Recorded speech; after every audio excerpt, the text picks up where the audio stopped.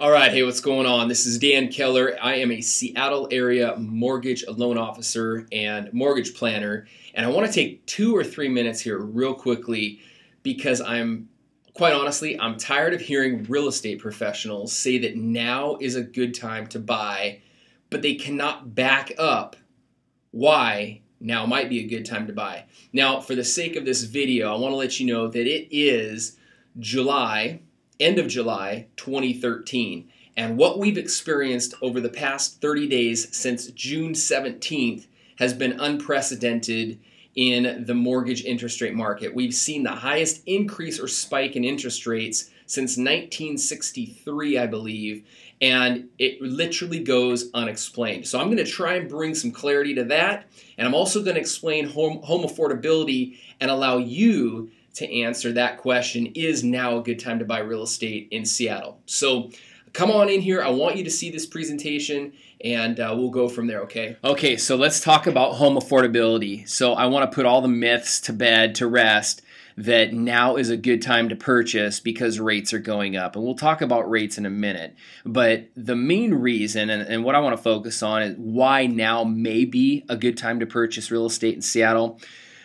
Is because of the Home Affordability Index. Okay, in early 2013, Wells Fargo produced this study, this data, and basically, I want you to focus on just the highlighted areas, which is the Home Affordability Index.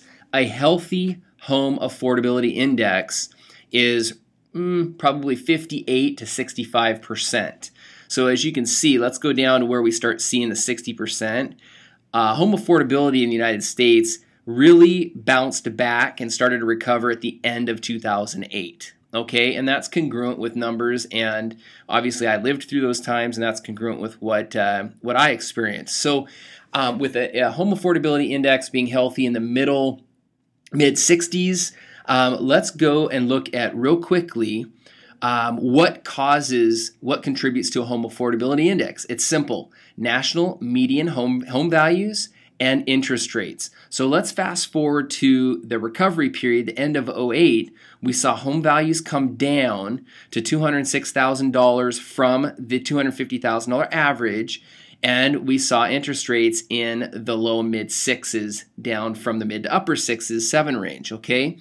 As we continued to recover, look at the jump that we made at the end of '09. Home values continued to drop by about $20,000, but rates dropped into the 5s. Now this is healthy. Well, what we had in 2009 is we had the Fed providing some stimulus. They were buying mortgage-backed securities, and they also contributed with first-time home buyer credits or stimulus. So what we continued to see, it worked. It worked. More so the Fed stimulus than anything else by getting rates low. But look at the end of 2010. We're starting to see higher than ever home affordability. Home values are down under 180 to 175, and interest rates are now in the mid 4s. Let's jump forward to 2012. Home values dropped again below 175 into 170, 162. Rates are in the low 4s. And we start to see the rebound right here. People have asked, in hindsight, when is the best time to buy? Well, according to home affordability, the end of first quarter in 2012 was the best time to buy. That was the top. That's when we reached the top. But let's talk about where we're at now. Early mid-2013, we've got home values probably right around 190, and we've got interest rates higher than where they were, but right around 4.25, 4.5.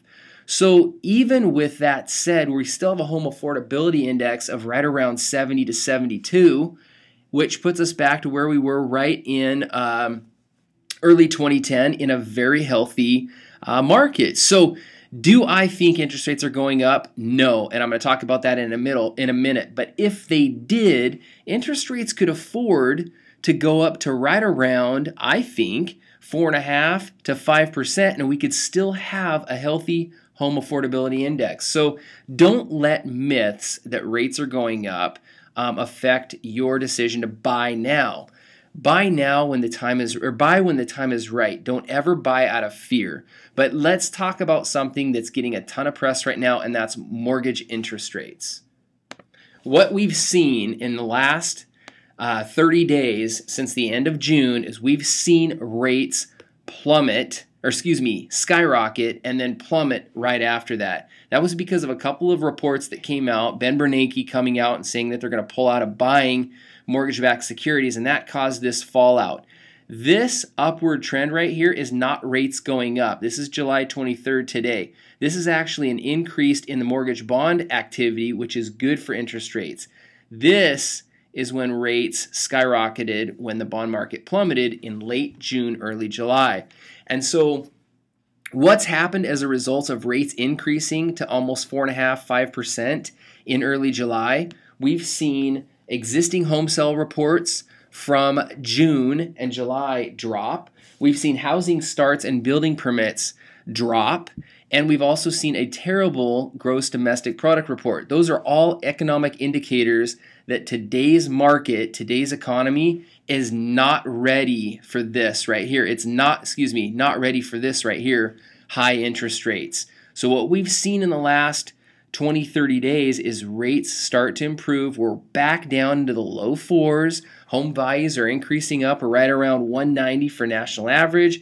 That's great. It's a great time to buy because of the home affordability index, because homes are affordable and the monthly payments are still right. It's not a great time to buy because you think rates are going up, because they clearly are not. In my opinion, based on this data, I believe interest rates are going to stay in the low to mid fours through the next year. And housing values are going to go up, most likely going to continue to go up. But as long as we stay between 65 and 70% with a home affordability index, it's a great time to purchase. That's my opinion. That's my story, and I'm sticking to it.